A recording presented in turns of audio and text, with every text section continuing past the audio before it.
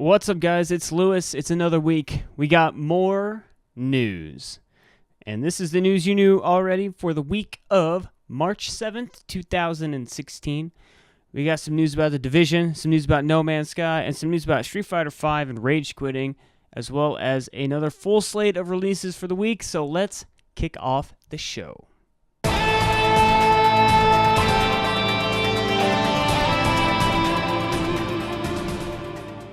Up first, No Man's Sky finally has an official release date and price point. It's been a long time coming. The hype for No Man's Sky has crested and fallen many times because it's taken so long for this news to come out. But we have a date, June 21st of this year, and the game's going to cost $60, which is a lot for an indie game. I think there's going to be some people who are going to be really opposed to paying $60 for this game on principle of thinking it's too much to pay for an indie game. I think it's silly that a game being indie or not would dictate your opinion of how much it should cost. It should be dictated by what's in the game and what you're getting. And so, whatever. $60 could be a fair price. It could not be. Leave that for, reviewers or yourself to decide when you play the game. That being said, I was really interested to see that a full boxed copy of the game will be coming out. And yeah, No Man's Sky, it's finally going to come out for real. I'm not sure how I'm feeling about No Man's Sky at this point. I feel like if I want to play a spaceflight game, I'll play Elite Dangerous. But at the same time, No Man's Sky has a lot of things that aren't in Elite Dangerous. Maybe coming down the line at some point, but should be there from the start. I'll probably still end up checking this game out. Whether or not I stick with it is still probably pretty up in the air. But No Man's Sky out this summer, finally. Can finally see what this game is all about. All right, Street Fighter V up next has had some problems with rage quitting. Capcom asked for video of offenders to help build up their punishment, decisions and evidence, I suppose. And this week in their post-launch update, their weekly update that they've been putting on the Capcom blog, they announced their course of action. They're going to be penalizing league points and rankings. And the way they're doing this is they're going through and looking at players with high percentages of quits and unusually good win percentages. So we're talking people who are extreme outliers. So if you've been disconnected a few times here and there, I wouldn't worry about it. And if you're really low in the leagues, I wouldn't worry about it. So the point being, take your losses. It's okay. I've been playing and losing a lot, but it's part of the learning process.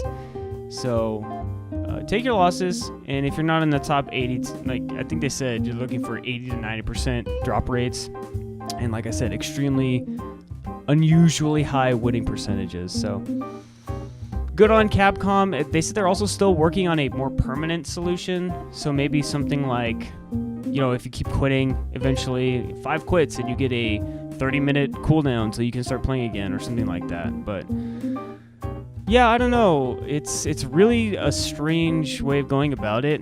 The league points docking and the ranking docking makes sense, but the way they're doing it seems like a lot of work. You'd think they want to try to implement some kind of automated system, but maybe that's what they're still working on. So Street Fighter V's rage quitting problem hopefully solved. And in addition, we're going to find more out about the March update next week in our weekly update. So update on the update next week.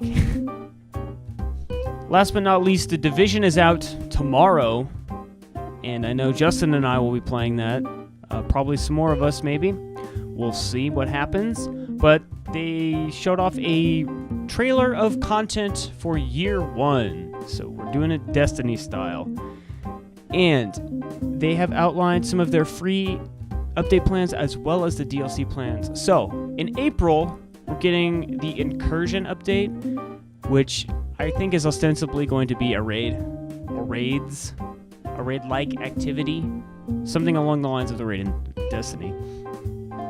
And in May, we'll be getting Conflict, which is vaguely described as changing the way you'll play in the Dark Zone. I don't know what that means, but changes to the Dark Zone in May, I suppose, as well as another incursion. Then we have the Underground expansion, which I believe is coming out in June, and it sounds like that's going to be a pretty typical story, more missions, more areas type of DLC. Then we'll have Survival, which, from what we've read around, sounds like it's going to be turning the whole map into a darkness zone. I don't know how that works or what that means. It's a lot of the information in this video is still pretty vague. It gives us kind of a general idea, but no details yet. And then last but not least is Last Stand, which sounds like it's going to be kind of a horde mode type thing, or tower defense in air quotes if you couldn't see around the notepad. But I don't know how I feel about that. The season pass is looking, I don't know.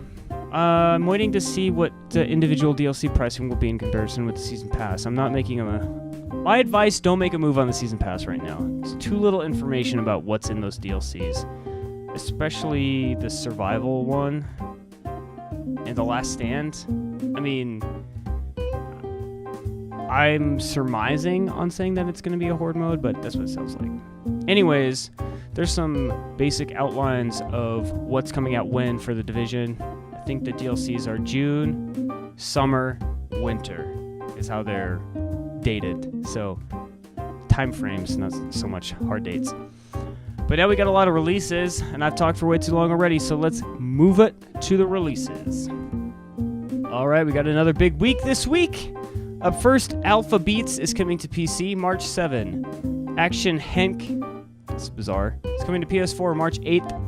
Blast and Bunnies, Xbox One, PS4, Vita, 3DS, March 8th. The Division, hey, Xbox One, PC, and PS4 on March 8th. Jump Tanks on PC, March 8th. Kholat on PS4, March 8th. Shardlight, PC,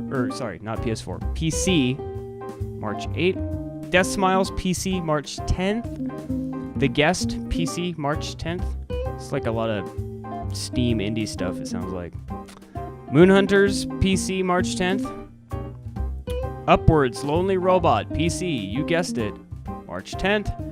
Beat to Beat, that sounds like a fun title at the very least, coming to PC on March 11th. Hitman is coming to Xbox One, PS4, and PC on March 11th. That's the new Hitman game that's had the change in release format like 800 times, finally coming out, so we'll see how that is. Ori and the Blind Forest Definitive Edition coming to Xbox One and PC on March 11th. And last, WWE 2K16 on PC, March 11th. Thanks so much for tuning in again this week. As always, if you liked the video, give it a like and subscribe to our channel over at ANJL Videos. You can catch all of our content, including our weekly podcast, which is on iTunes, Spreaker, and Stitcher, as well as our YouTube videos and written content on our blog, andnowjustlisten.wordpress.com. And you can follow us on Twitter, tweet at us, and you can email us at andnowjustlisten@gmail.com. Lastly, I'd like to say a big apology. Last week we had some short content and some stuff missing. That's going to probably be the case again this week. And I want to thank Nick tremendously for filling the gap so that we had something to put up for a podcast last week. I hope Flying Solo wasn't too bad, Nick, but I really appreciate it. And thanks for bearing with us. Things should be back to normal completely next week. So look out for that. And thanks so much for sticking with us. And we'll see you guys next week for more news.